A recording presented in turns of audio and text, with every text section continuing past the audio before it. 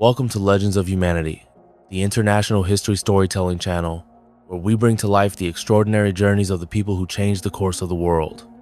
In today's episode, we dive into the life of Julius Caesar, the legendary Roman general, brilliant strategist, and political visionary who reshaped the destiny of ancient Rome. From a rising politician in the Roman Republic to an undefeated commander in Gaul, and ultimately a dictator whose assassination shook the foundations of an empire. Caesar's story is not just history, but the birth of an era that shaped Western civilization forever. A noble birth, childhood in the shadow of Rome. In the year 100 BC, on a sweltering summer day in the sprawling, cacophonous heart of Rome, a child named Gaius Julius Caesar was born into a world of both immense privilege and simmering turmoil. His birth into the ancient and distinguished Julia gens, one of Rome's oldest patrician families, bestowed upon him an immediate social standing. This was a lineage that traced its mythical origins back to Iolaus, the son of the Trojan prince Aeneas, and through him to the goddess Venus herself. Such a pedigree, however, was not enough to guarantee power in a republic increasingly dominated by ambitious new men and the brutal realities of political maneuvering. While the Julians were old nobility, they weren't among the wealthiest or most politically dominant families of their time. Caesar's childhood unfolded against the backdrop of a republic teetering on the brink of profound change. Rome was expanding its influence across the Mediterranean, growing in wealth and power, yet its internal political structures, designed for a city-state, struggled to cope with the demands of an empire. The streets of Rome were a vibrant tapestry of bustling markets, grand temples, and teeming tenements, a city both magnificent and brutal. Young Caesar would have witnessed firsthand the stark contrast of Roman society, the lavish lives of the senatorial elite juxtaposed with the grinding poverty of the plebeian masses, and the ever-present threat of political violence that could erupt at any moment. His early years were shaped by the stern traditional Roman values of pietas, duty to gods, family, and state, gravitas, dignity and seriousness, and virtus, manliness and excellence. His family home would have been an environment steeped in the classics of Latin and Greek literature, philosophy, and rhetoric skills essential for any aspiring Roman politician. He received a rigorous education, mastering Greek, a language considered indispensable for any educated Roman, and honing his rhetorical abilities, which would later become one of his most potent weapons in the Forum. Crucially, Caesar's formative years were defined by the tumultuous political landscape of Rome. The late Republic was consumed by intense rivalries between powerful factions: the Optimates, who favored the conservative senatorial aristocracy, and the Populares, who championed the cause of the common people and sought reforms through popular assemblies. His family, particularly his aunt Julia, was connected through marriage to Gaius Marius, a celebrated popularist general who had dominated Roman politics for years. This familial tie aligned young Caesar firmly with the Popularis faction, planting the seeds of his future political leanings and shaping his early political ambitions. He experienced firsthand the brutality of Roman politics during the reign of Sulla, the Optimate dictator. Sulla, after a bloody civil war, implemented proscriptions lists of political enemies to be executed, their property confiscated. Caesar's connection to Marius made him a target. Despite his youth, he famously defied Sulla's order to divorce his wife Cornelia, the daughter of a prominent Popularis figure. This act of defiance, though risky, showcased his emerging strength of character and unyielding will. Sulla, recognizing a dangerous potential in the young man, reportedly remarked that in Caesar there are many Mariuses. Caesar was eventually spared from the proscriptions, but the experience instilled in him a profound understanding of the fragility of the Republic and the ruthlessness required to survive in its political arena. From these experiences, young Caesar developed an ambitious spirit, fueled by the desire to restore his family's prominence and to navigate the treacherous waters of Roman politics. He possessed a keen intellect, an astute understanding of human nature, and a growing conviction that Rome desperately needed strong leadership to steer it away from perpetual civil strife. His ideals of the Republic, though seemingly conservative in theory, would eventually manifest in a radical reshaping of its very foundations. He believed in Rome's greatness, but increasingly saw the traditional republican structures as inadequate for the demands of an expanding empire and a deeply divided populace. The boy, born into a noble but not preeminent family, was now a young man, forged by the crucible of Roman politics, ready to begin his ascent in the dangerous game of power. Rising in chaos, early political climb escaping Sulla's proscriptions, was a formative experience for the young Caesar, imbuing him with both caution and a profound understanding of political ruthlessness. Forced to leave Rome temporarily, he embarked on military service in Asia and Cilicia, gaining valuable practical experience in the Roman legions. During this period, he distinguished himself for his bravery, earning the civic crown for saving a life in battle. He also honed his oratorical skills, traveling to Rhodes to study rhetoric under Apollonius Molon, a renowned teacher. This blend of military exposure and intellectual refinement was crucial, shaping him into a well-rounded Roman ideal, capable of both commanding armies and swaying crowds in the Forum. Upon Sulla's death in 78 BC, Caesar felt it was safe to return to Rome. The Republic, however, remained a cauldron of instability and ambition. Powerful figures like Pompey and Crassus were rising, navigating the shifting alliances and personal rivalries that characterized the late Republican era.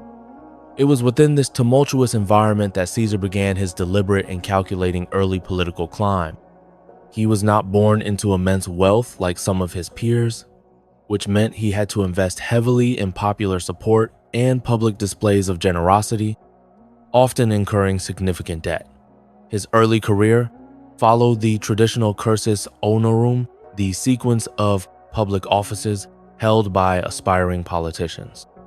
He served as a military tribune, then as a quaestor in 69 BC, an office that granted him senatorial rank. During his quaestorship in Hispania, a poignant story is told of Alexander the Great's statue. Reportedly, Caesar wept before it, lamenting that by his age, Alexander had already conquered the world, while he himself had achieved little of comparable glory. This anecdote, perhaps embellished, nevertheless reveals the colossal ambition that simmered beneath his composed exterior. His next significant step was his election as aedile in 65 BC. This was a costly but crucial office, responsible for public games, building maintenance, and market regulation. Caesar seized the opportunity to win popular favor, spending lavishly on gladiatorial contests and public feasts, creating spectacles that captivated the Roman populace. He borrowed heavily from figures like Marcus Licinius Crassus, who saw in Caesar a promising asset, a popularis counterweight to Pompey's growing influence. These extravagant displays cemented his popularity among the common people, making him a household name even as his debts mounted. In 63 BC, he ran for the prestigious position of Pontifex Maximus, the chief priest of Rome. This was an intensely political office, despite its religious title, offering immense influence and immunity from certain legal proceedings. Against two older, wealthier, and more established candidates, Caesar won by a significant margin, thanks to his widespread popular support and the backing of his creditors. This victory at a relatively young age was a testament to his growing political acumen and his ability to leverage popular sentiment. The year 63 BC was also marked by the Catilinarian conspiracy, a plot by Lucius Sergius Catilina to overthrow the Republic. While Cicero, the consul, dramatically exposed the conspiracy, Caesar, then praetor-elect, notably argued against the immediate execution of the conspirators without trial. This stance, though later seen by some as an act of calculated opposition to the Optimates, positioned him as a champion of legal process and moderation. further solidifying his image among the people as someone who stood up against aristocratic overreach. Throughout these years, Caesar meticulously cultivated his image as a champion of the populares. He pushed for measures benefiting the poor, including land distribution and debt relief. He publicly eulogized his deceased aunt Julia, Marius's widow, and his own wife Cornelia, showcasing busts of Marius's deliberate provocation to the Optimates who had suppressed Marius's memory. These acts were not merely symbolic. They were calculated maneuvers to build a loyal political base among the Roman plebs and demonstrate his commitment to his faction. By the time he was elected praetor in 62 BC, then governor of Hispania Ulterior in 61 BC, Caesar had established himself as a formidable force in Roman politics. He had risen from significant debt and a politically precarious position under Sulla to a prominent figure, skillfully navigating the treacherous waters of Rome's chaotic republican era. His early political climb was a masterclass in leveraging popular appeal, strategic alliances, and unwavering ambition, setting the stage for the even greater power struggles that lay ahead. A general is born conquering Gaul. After his term as governor of Hispania Ulterior, where he skillfully managed his debts by enriching himself through military campaigns, Julius Caesar returned to Rome in 60 BC. The political landscape was as turbulent as ever. The three most powerful men in Rome, Pompey, Crassus, and Caesar, himself recognized that their individual ambitions were often thwarted by the entrenched senatorial elite. In a stroke of political genius, Caesar forged a secret alliance, the First Triumvirate, pooling their immense resources and influence to dominate Roman politics. This alliance secured Caesar's election as consul in 59 BC, an office he used to push through legislation benefiting his allies and consolidating his own power base. Upon the expiration of his consulship, Caesar skillfully maneuvered to gain control over a lucrative and militarily significant province. He secured the governorship of Cisalpine Gaul, northern Italy, Transalpine Gaul, southern France, and Illyricum, along with command of 4 legions for an unprecedented 5-year term. This seemingly provincial assignment would prove to be the crucible in which a general was born, transforming Caesar from a shrewd politician into a legendary military commander whose name would forever be synonymous with conquest. The region of Gaul was a vast, diverse, and largely unconquered territory stretching across modern-day France, Belgium, and parts of Switzerland. It was inhabited by numerous Celtic tribes, often warring amongst themselves, but also possessing a fierce warrior tradition. While initially intending to oversee his provinces and perhaps engage in minor skirmishes, events quickly escalated. The migration of the Helvetii tribe and the incursions of Germanic tribes under Ariovistus provided Caesar with the perfect pretext for intervention. He framed his campaigns as defensive actions to protect Rome's allies and secure its borders, but his true ambition was undoubtedly conquest and the acquisition of wealth and military glory. From 58 BC to 50 BC, Caesar embarked on a series of relentless and brilliantly executed campaigns that would fundamentally alter the map of Europe. He systematically conquered the various Gallic tribes, one by one, through a combination of swift marches, decisive battles, and cunning diplomacy.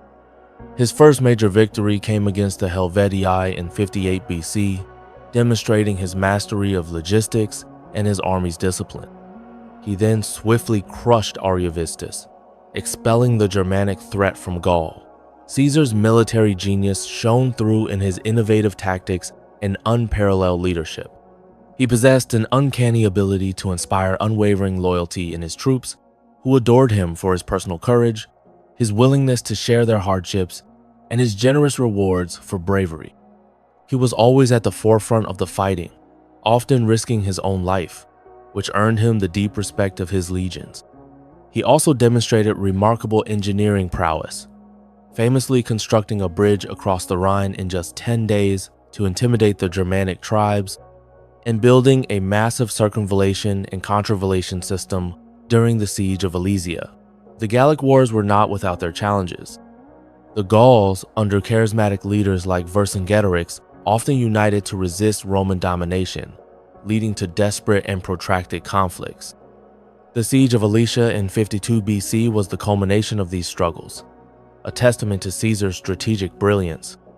Besieging Vercingetorix's massive force within the hill fort, Caesar simultaneously built elaborate fortifications to protect his own army from a vast Gallic relief force. The ensuing battle, fought on two fronts against overwhelming odds, resulted in a crushing Roman victory and the final subjugation of Gaul. The conquest of Gaul provided Caesar with immense wealth through plunder and taxes, which he used to pay off his debts and increase his political influence in Rome.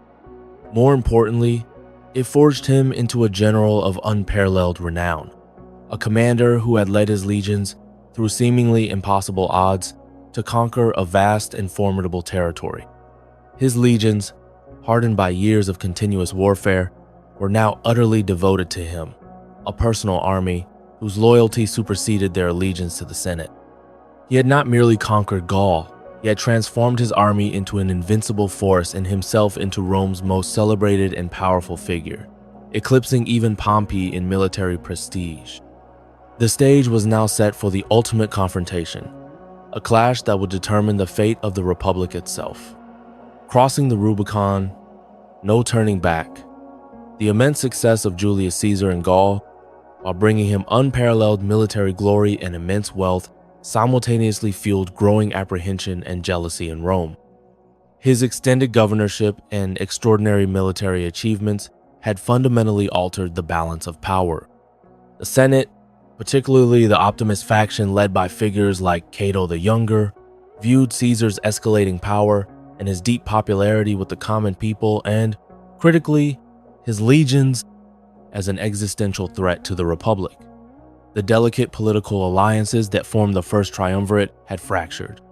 Crassus had died in Parthia, and the bond between Caesar and Pompey, once allies, had devolved into intense rivalry. Pompey, now aligning himself with the Senate, saw Caesar as his primary competitor for ultimate authority in Rome. As Caesar's proconsulship in Gaul neared its end, the political tension reached a breaking point.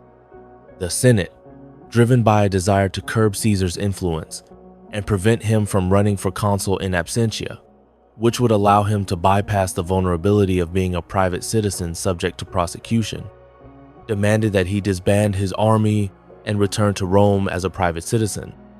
They intended to prosecute him for alleged irregularities during his consulship and governorship, effectively neutralizing him as a political force. Caesar, however, knew that to return without his legions would be to walk into political suicide, stripped of his power and vulnerable to his enemies. Negotiations dragged on through late 50 BC and early 49 BC, filled with ultimatums and political maneuvering. Caesar, while outwardly signaling a willingness to compromise, inwardly prepared for the inevitable confrontation. He proposed a compromise where both he and Pompey would disarm, but the Senate, influenced by Pompey and Cato, refused. On January 7, 49 BC, the Senate passed the Senatus Consultum Ultimum, a decree effectively declaring martial law and empowering the consuls to defend the Republic, essentially ordering Caesar to disband his army or be declared an enemy of the state. Caesar, with only one legion, the Legio XIII Gemina, at his disposal, was positioned at Ravenna in Cisalpine Gaul on the southern bank of the Rubicon River. This small, unremarkable stream marked the boundary between his province and Italy proper. Roman law strictly forbade a general from leading his army across this river into Italy without the Senate's explicit permission. To do so was an act of treason, a declaration of war against the Republic. On the night of January 10 or 11, 49 BC, Caesar faced a momentous decision. He was fully aware of the irreversible consequences of his actions. Plutarch recounts that Caesar paused, contemplating the enormity of his choice, before famously declaring, "Alea iacta est," the die is cast. With those fateful words, he led his single legion across the Rubicon. This act was not merely a military maneuver. It was a profound political statement, a direct challenge to the authority of the Senate, and a formal declaration of war with the Senate. His march was swift and audacious. The very speed of his advance caught Pompey and the senatorial party off guard. They had underestimated Caesar's decisiveness and the unwavering loyalty of his legions. Instead of mounting a defense in Italy, Pompey and a large number of senators, ill-prepared for a rapid civil war, evacuated Rome and fled to the east, intending to raise a powerful army in the Hellenistic provinces. Caesar's bloodless initial takeover of Italy, achieved by sheer audacity, demonstrated his strategic brilliance once more. Crossing the Rubicon became a metaphorical phrase for taking an irreversible step, a point of no turning back. For Caesar, it was a plunge into civil war, a direct confrontation against the very institutions he had supposedly served. He had chosen personal power over the fragile remnants of republican order, setting in motion a chain of events that would consume the Roman world in a brutal conflict. The fate of Rome, once guided by the collective will of the Senate, now lay in the hands of one man and the legions utterly devoted to him. The long-simmering tensions of the late Republic had finally erupted into open warfare, with Caesar at its epicenter, ready to claim supreme power. Dictator of Rome, from conqueror to ruler, the act of crossing the Rubicon irrevocably plunged Rome into civil war. Pompey and the majority of the Senate, caught off guard by Caesar's lightning-fast advance, abandoned Italy and fled to the east, intending to consolidate their forces. Caesar, instead of pursuing them immediately, first secured Italy, then marched into Hispania, Spain, to neutralize Pompey's legions stationed there. His campaigns in Spain were swift and decisive, demonstrating his characteristic military efficiency. By the time he returned to Rome, he had successfully eliminated a major threat in the West, consolidating his power base. With the West secured, Caesar turned his attention eastward to confront Pompey directly. In 48 BC, their forces clashed at the Battle of Pharsalus in Greece. Despite being significantly outnumbered, Caesar's tactical genius once again shone through. His veteran legions, fiercely loyal and highly disciplined, executed his commands with precision, decisively routing Pompey's larger but less cohesive army. Pompey himself fled to Egypt, seeking refuge with the young pharaoh Ptolemy XIII, only to be brutally assassinated upon his arrival, a betrayal that deeply affected even Caesar, who mourned the death of his former son-in-law and ally. Caesar's arrival in Egypt after Pharsalus plunged him into the intrigues of the Ptolemaic court. Here, he became entangled in a dynastic struggle between Ptolemy XIII and his sister, the cunning and charismatic Cleopatra VII. Caesar sided with Cleopatra, helping her secure her throne through the Alexandrian War, a complex and at times perilous conflict. This entanglement prolonged his stay in Egypt, but it also solidified his power in the East and allowed him to personally experience the vast wealth and sophisticated culture of the ancient kingdom, an experience that would influence his later administrative reforms in Rome. Upon his return from Egypt, Caesar faced lingering pockets of resistance. He swiftly crushed a revolt in Asia Minor, famously proclaiming, "Veni, vidi, vici." I came, I saw, I conquered, after the Battle of Zela in 47 BC. He then confronted the remnants of the Pompeian forces in Africa, defeating them decisively at the Battle of Thapsus in 46 BC, which led to the dramatic suicide of his bitter enemy Cato the Younger. Finally, in 45 BC, he crushed the last Pompeian forces in Hispania at the Battle of Munda, a hard-fought victory that effectively ended the civil war. With all significant opposition vanquished, Caesar returned to Rome not just as a conqueror, but as the undisputed ruler. The Republic, battered and broken by years of civil strife, lay at his feet. The Senate, now largely composed of his supporters and terrified of his power, bestowed upon him unprecedented honors and titles. Crucially, he was appointed dictator of Rome, initially for a year, then for 10 years, and finally in 44 BC as dictator perpetuo, dictator for life. This was a revolutionary departure from Republican tradition, where dictatorships were strictly temporary appointments in times of crisis. Caesar's perpetual dictatorship signaled the effective end of the Republic's old order. As dictator, Caesar immediately embarked on a vast program of major reforms, aiming to restore order, stability, and prosperity to a war-torn Rome. He centralized administrative power, diminished the influence of the old aristocratic factions, and initiated ambitious public works projects to alleviate unemployment and beautify the city. He reorganized the Roman calendar, creating the Julian calendar, a system so efficient that it remained in use for over 500 years. He extended Roman citizenship to various communities in Gaul and Hispania, integrated provincials into the Senate, and implemented measures to curb corruption and improve the efficiency of provincial administration.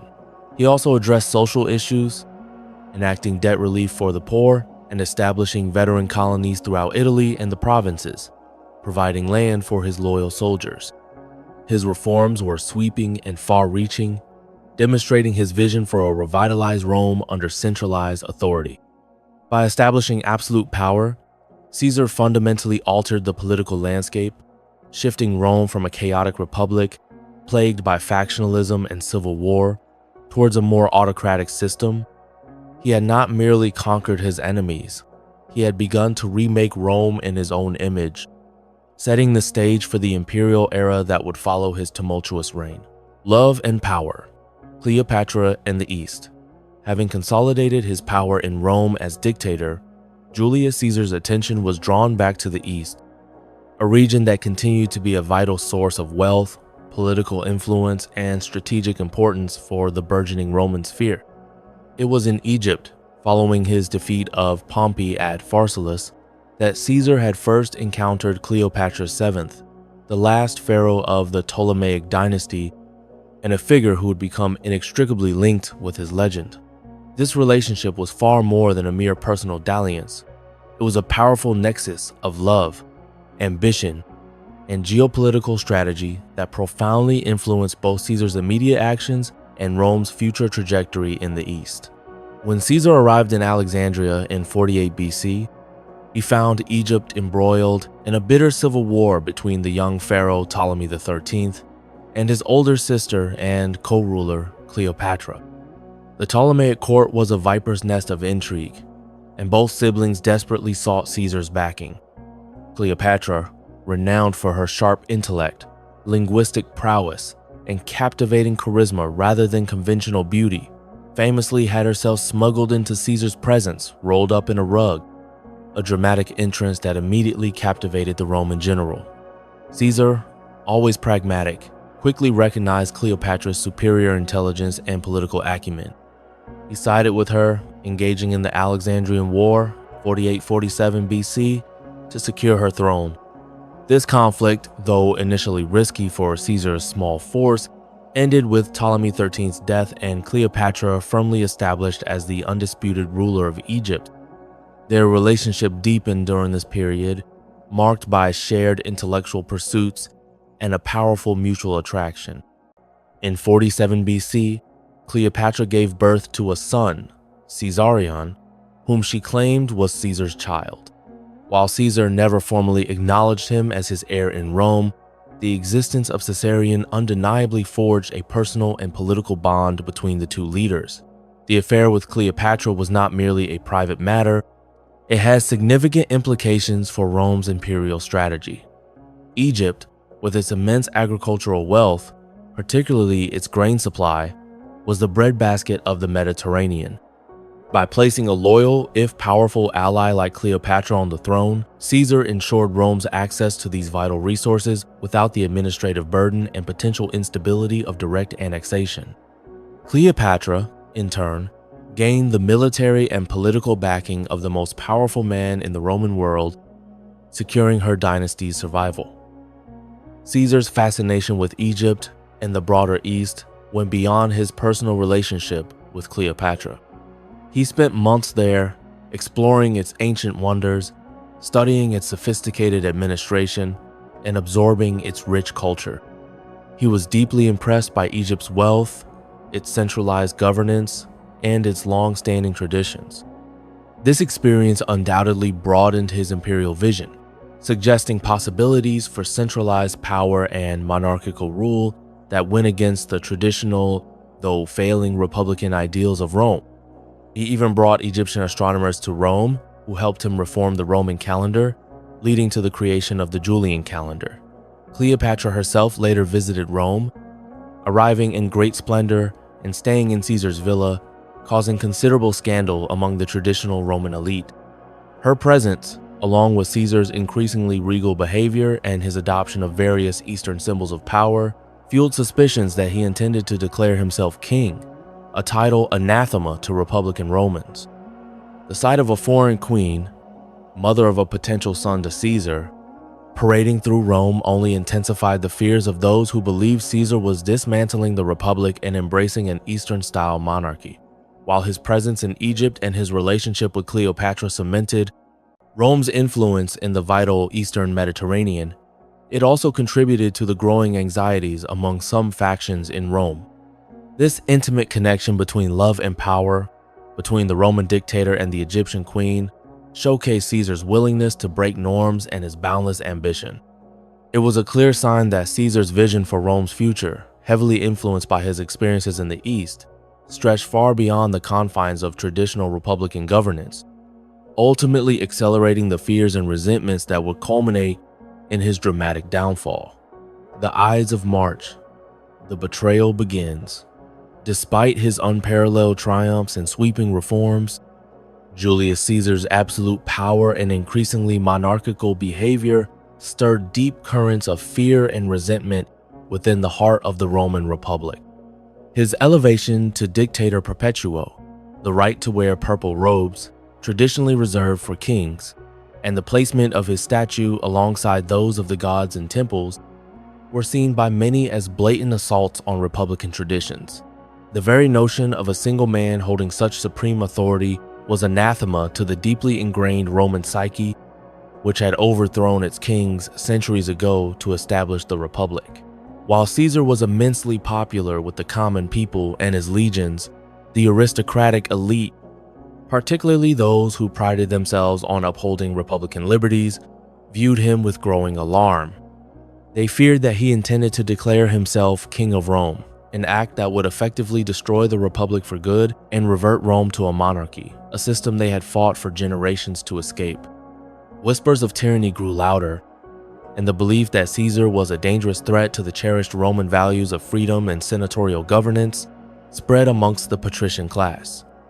Among those who harbored these grave concerns were individuals who had once been Caesar's beneficiaries, his friends, and even his former enemies whom he had magnanimously pardoned. His policy of clemency, while seemingly noble, meant that many of his former adversaries were still alive and active in Roman politics, albeit under his shadow. Some of these men, like Marcus Junius Brutus and Gaius Cassius Longinus, genuinely believed that Caesar's unchecked power represented an existential threat to the Republic. Others were motivated by personal grievances, a desire for power, or simply the fear that their own standing would be forever diminished under Caesar's monolithic rule. The stage for the betrayal was set. A conspiracy began to form, drawing together a diverse group of senators, including both optimates and some populares who felt Caesar had gone too far. The leading figures of the conspiracy were Brutus and Cassius. Brutus descended from Lucius Junius Brutus, the legendary founder of the Roman Republic, who had expelled the last king, Tarquin the Proud, felt a heavy burden of ancestral duty. He believed that killing Caesar was a necessary act to restore the Republic and prevent Rome from falling under the rule of a single tyrant. Cassius, a more pragmatic and perhaps cynical man, was also driven by a fervent desire to see Caesar removed. The conspirators, numbering around 60 senators, held secret meetings, carefully planning their move. They chose the Ides of March, March 15, 44 BC, as the date for their assassination. This was a day when the Senate was scheduled to meet at the Curia of Pompeii, a neutral location that would allow the conspirators to surround Caesar more easily. They decided against killing him in public, fearing that his popularity among the plebs might incite a riot. The Senate meeting offered a more contained environment. As the day approached, ominous portents and warnings, both real and rumored, began to surface. Caesar's wife Calpurnia reportedly had a vivid nightmare of his death and pleaded with him not to go to the Senate on the Ides of March. The augurs also advised him against attending, citing unfavorable omens. Even a soothsayer had famously warned him to beware the Ides of March. Yet, Caesar, known for his disregard for superstition and his unshakable belief in his own destiny, dismissed these warnings. He was, by all accounts, overconfident, believing himself untouchable and surrounded by loyal followers. On that fateful morning, as he prepared to go to the Senate, he was handed notes detailing the plot, but he put them aside, intending to read them later. He was delayed by a request from a friend, yet ultimately he proceeded to the Curia of Pompey. The net of conspiracy, woven by friends and close allies who felt compelled to act for what they believed was the greater good of Rome, was closing in. The man who had conquered a vast empire and transformed Rome now walked unknowingly towards a treacherous assembly, where the ultimate price for absolute power would be exacted. The betrayal, meticulously planned and deeply felt, was about to unfold in a moment that would forever define the fate of the Roman world. Et tu, Brute, death of a legend. The air in the Curia of Pompey, on the Ides of March, 44 BC, crackled with an unspoken tension, imperceptible to Julius Caesar himself. Despite the numerous warnings, the pleas of his wife, and the ominous omens, the dictator Perpetuo, confident in his destiny and perhaps overestimating the loyalty of those around him, walked directly into the meticulously laid trap.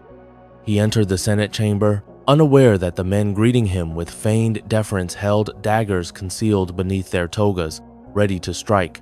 As Caesar took his seat, a group of conspirators approached him under the pretense of a petition. Tullius Cimber, one of the assassins, tugged at Caesar's toga, signaling the attack. This was the moment. Publius Servilius Casca was likely the first to strike. A glancing blow to Caesar's shoulder. Caesar reportedly cried out, "Why? This is violence." Or Casca, "You villain! What are you doing?" and attempted to resist, even using his stylus to defend himself. The chamber erupted into chaos. Other conspirators, fueled by a mixture of ideological fervor, personal grievance, and fear, swarmed him. The attack was frenzied and disorganized, with some conspirators accidentally wounding each other in their eagerness to strike a blow against the man they deemed a tyrant. Caesar, a seasoned warrior who had faced countless dangers on battlefields across the world, fought back initially, attempting to push through the throng of attackers. It was when he saw Marcus Junius Brutus among the assassins, his dear friend, a man he had deeply trusted and even advanced politically, that Caesar's will to resist reportedly shattered. The exact words he uttered, if any, have been debated for centuries. The most famous version, popularized by Shakespeare, is "Et tu, Brute? You too, Brutus?" While ancient sources offer variations like "Kai su tegnon," Greek for "You too, my child." The sentiment remains powerful and consistent, a profound sense of shock and betrayal at the sight of his trusted friend raising a blade against him. At that moment, his resistance ceased. He pulled his toga over his head, accepting his fate. The conspirators continued to stab him, ensuring his death. He fell at the foot of Pompey's statue, bleeding from 23 stab wounds. His body lay there, a stark testament to the brutality of Roman politics and the cost of absolute power. The conspirators, believing they had liberated Rome from tyranny, brandished their bloody daggers and proclaimed their deed to the stunned senators, then rushed into the forum shouting, "Liberty, freedom, republic!" However, the public reaction was not what the conspirators had anticipated. Instead of widespread rejoicing, there was confusion, fear, and then outrage. The Roman populace, who had adored Caesar for his generosity, his victories, and his championing of their cause, were horrified by the assassination.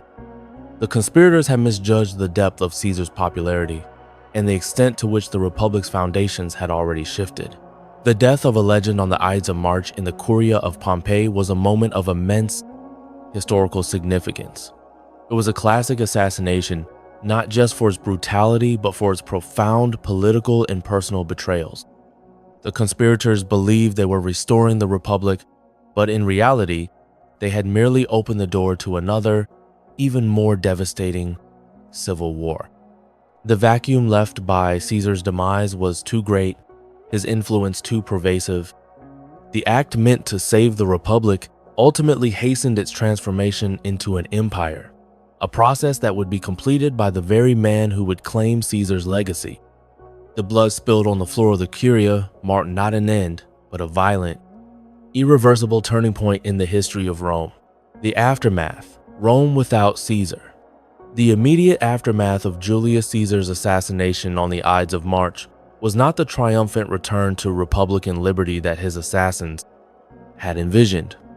Instead, Rome plunged into a chaotic maelstrom of uncertainty, fear, and escalating power struggles. The conspirators, initially lauded by a small faction within the Senate, quickly realized they had misjudged the mood of the Roman populace. The people, mourning their benefactor and hero, turned on the conspirators with a fury that forced Brutus and Cassius to flee Rome within days. The power vacuum left by Caesar's death was immense, and several key figures immediately emerged to contend for his legacy and the future of Rome. The most prominent among them were Mark Antony, Caesar's loyal right-hand man and formidable general, and Gaius Octavius, Caesar's 18-year-old great-nephew, whom Caesar had posthumously adopted in his will, making him his legal heir and successor. The stage was set for a new and even more complex period of civil conflict. Mark Antony, leveraging his immediate access to Caesar's papers and treasury, initially seized the initiative. He delivered a masterful eulogy at Caesar's funeral, famously displaying Caesar's blood-stained toga and pointing out the wounds, skillfully inflaming the passions of the Roman plebs against the assassins. His speech, a rhetorical masterpiece, turned public opinion decisively against Brutus and Cassius, forcing them to retreat to the east to raise armies. Antony, envisioning himself as Caesar's natural successor, began to consolidate power, alienating some of Caesar's former supporters in the process. However, a surprising challenge arose from the young Octavian. Though politically inexperienced, Octavian possessed an astute mind and a cold, calculating ambition that belied his youth. He arrived in Rome shortly after Caesar's death and, despite Antony's initial attempts to dismiss him, quickly asserted his claim as Caesar's heir.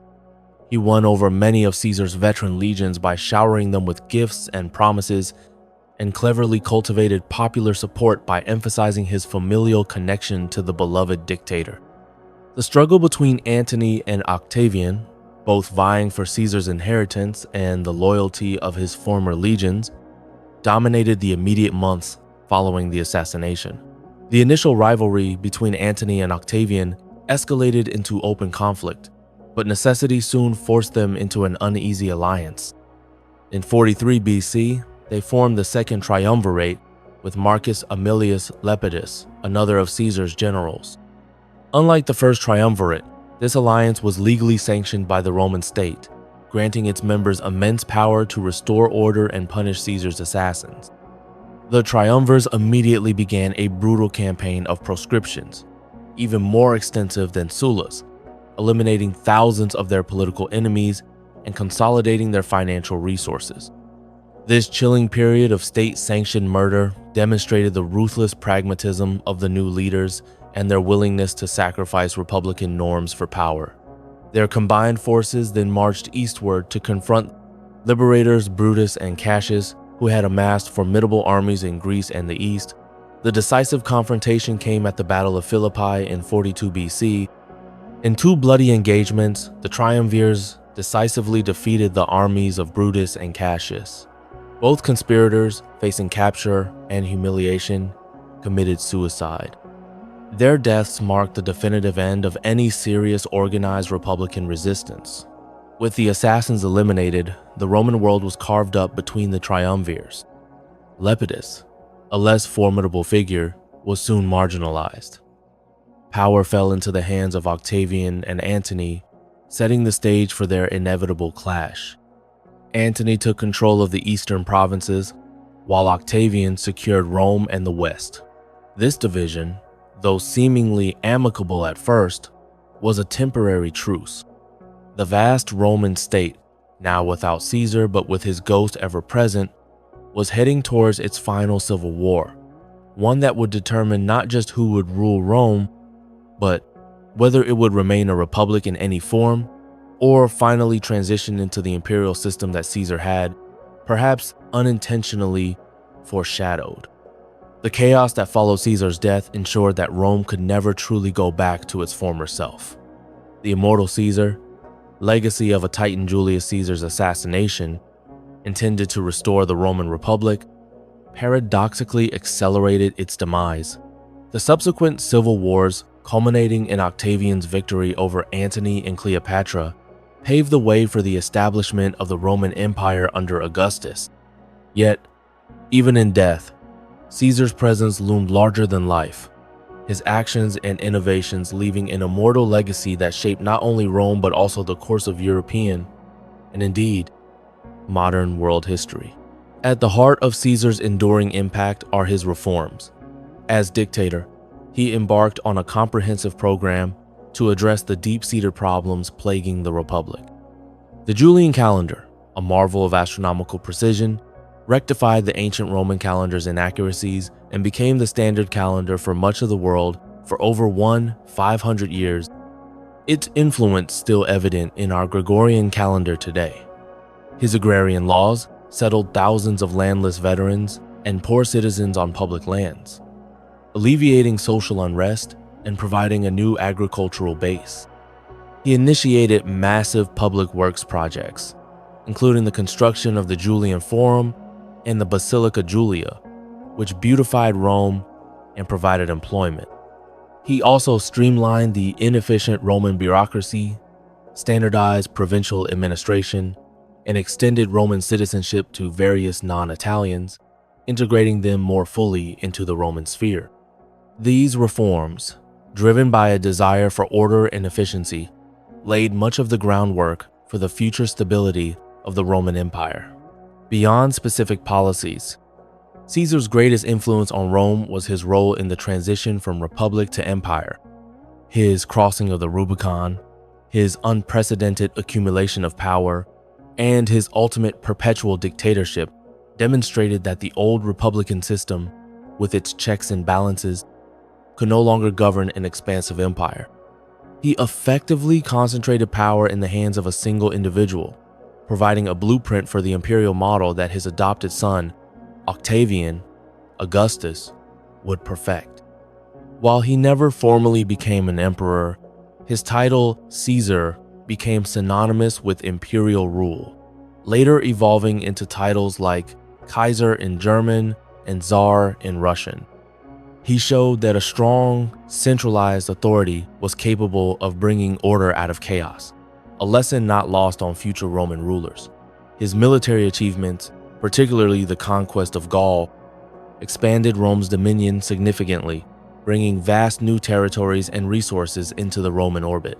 Gaul became a crucial province, providing both revenue and manpower for centuries. His campaigns pushed the boundaries of Roman influence to the Atlantic, fundamentally shaping the geography of Europe. His commentary De Bello Gallico, Commentaries on the Gallic War, remains a literary masterpiece, not only a historical record of his campaigns, but also a brilliant piece of propaganda that solidified his image as a heroic and effective commander. These writings are still studied today by military strategists and historians for their insights into ancient warfare and leadership. Caesar's personal charisma, intellectual prowess, and unwavering ambition also left an indelible mark. He was a master orator, a brilliant strategist, a ruthless politician, and a captivating leader who inspired fervent loyalty in his troops and adulation from the common people. His story became the quintessential narrative of a heroic figure rising through sheer will and genius to dominate his age. The legacy of a titan like Julius Caesar continues to resonate across millennia. His life story, fraught with ambition, betrayal, and monumental achievements, has captivated writers, artists, and political thinkers throughout history. From Shakespeare's Julius Caesar to countless modern works, his narrative remains a powerful exploration of power, destiny, and the human condition. His legal and administrative innovations influenced Roman law and governance, which in turn formed the basis of many legal systems in Europe and beyond. He demonstrated the profound impact a single extraordinary individual can have on the trajectory of nations, forever cementing his place as one of the most influential figures in all of Western civilization. You've just experienced the incredible journey of Julius Caesar, the man who defied tradition, conquered vast territories, and left a legacy etched in the annals of human history. Subscribe to Legends of Humanity and continue exploring the lives of those who defined the fate of nations and inspired the world for generations to come.